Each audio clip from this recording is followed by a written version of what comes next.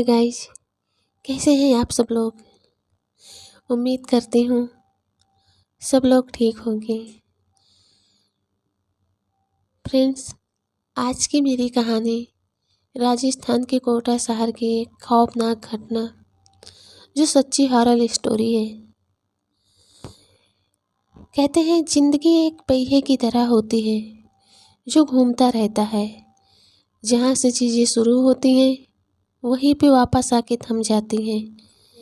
बिल्कुल उसी राह पर, उसी मोड़ पर हमें फिर छोड़ देती हैं, क्योंकि ज़िंदगी का हर पल हमारे कर्म और नियति से जुड़ा होता है।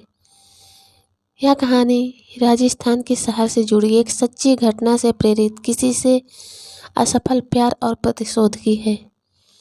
सपना, सलोनी और उनके मासूम दोस्तों की दास्तान है ये, जो समय के दुष्ट चक्र में फंस गए और उस मोड़ पर आके थम गए जहां मौत उनका इंतजार कर रही थी।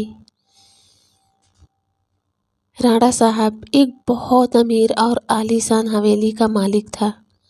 उन्हें अपने से 10 साल छोटी उम्र की लड़की से प्यार हो गया था, लेकिन वो लड़की राणा साहब को अपने प्यार के माया जाल में फंसा के उनकी जायदाद को छीन लेना चाहती थी। एक बार उस लड़की ने अपने प्रेमी के साथ मिलकर राणा साहब को मार दिया और जिंदा जमीन में गाड़ दिया। राणा साहब चीखे चिल्लाए, लेकिन उस लड़की ने उनकी एक ना सुनी। बाद में राणा साहब में मरते मरते श्राप दिया कि मैं किसी को नहीं छोड़ूंगा, हर प्रेमी को मार दूंगा। जिस तरह मेरे साथ धोखा हुआ है, मैं हर एक प्रेमी को मिटा दूंगा, मैं सबको मिट्टी में मिला दूंगा। और राणा साहब की मौत हो गई। उस दिन के बाद वो जगह और वो हवेली श्रापित हो चुकी थी। वहाँ जो भी जाता था वो कभी वापस नहीं आ पाता था। आज भी कहते हैं राणा साहब की आत्मा वहाँ घूमती रहती है। कुछ दिनों बाद उस हवेली में एक प्रेमी कपल घूमने के लिए आए, जिनका नाम सपना और रजत था। उन दोनों की सगाई हो चुकी थी, लेकिन शादी करनी बाकी थी। सपना अपने घर में किसी को कुछ बताए बिना रजत के साथ आई थी।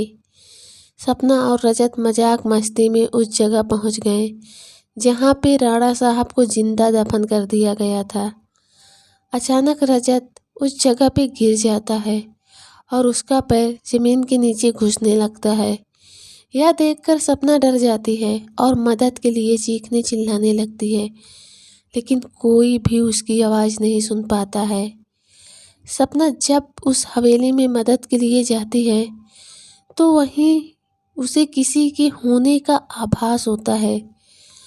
उसी वक्त तुरंत सपना गिर जाती है और कोई उसका पैर पकड़ के उसी जगह पर खींच के ले जाता है जहां राणा साहब और रजत दफन हुए थे। बाद में सपना भी उसी जगह पर दफन हो जाती है। कुछ दिन बाद जब सपना अपने घर नहीं पहुंचती है, तब उसकी बहन सलोनी अपने पति समीर और कुछ मित्रों के साथ उसे ढूंढते ढूंढते उस हवेली में पहुंच जाते हैं। समीर एक पैरानॉर्मल एक्टिविटी का एक्सपर्ट लड़का था। जब वो सब उस हवेली पर पहुंचते तब समीर को पता चल गया कि यहाँ पे किसी की बुरी आत्मा का वास है।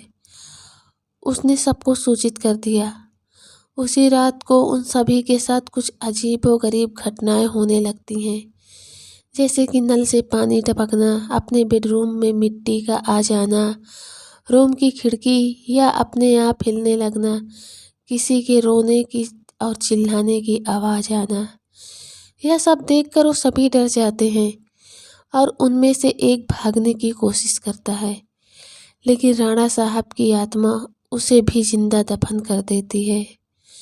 दूसरे दिन जब उन लोगों को पता चलता है कि उनका एक साथी गायब है, तब वो लोग और भी डर जाते हैं।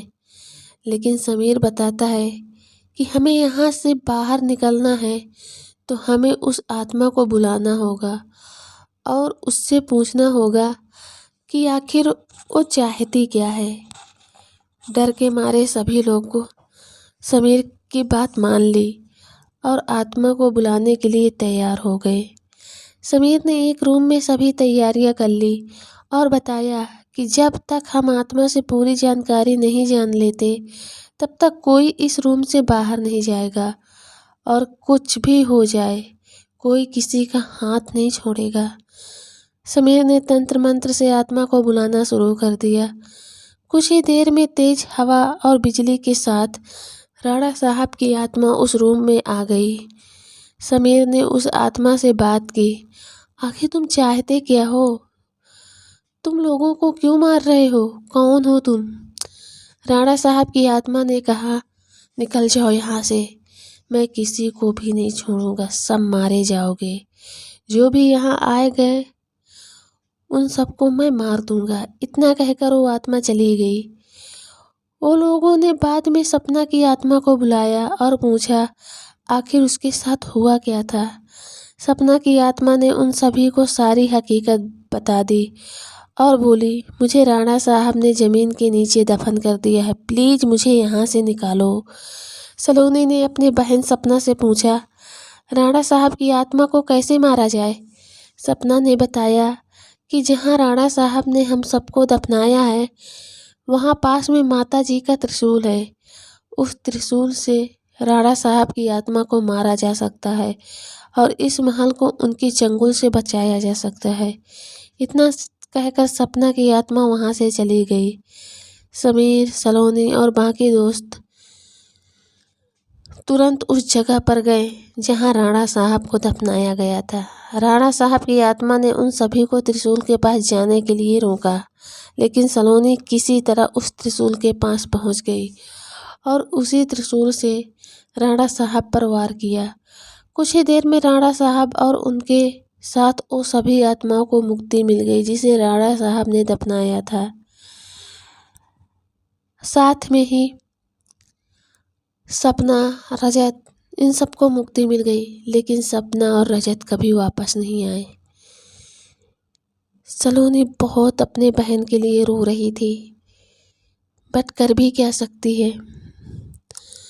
तब सभी अपने सलोनी, समीर और उनके दोस्त सब वापस घर के लिए आ गए। दोस्तों, आपको यह कहानी कैसे लगी प्लीज़ हमें कमेंट करके ज़रूर बताएं। Thank you.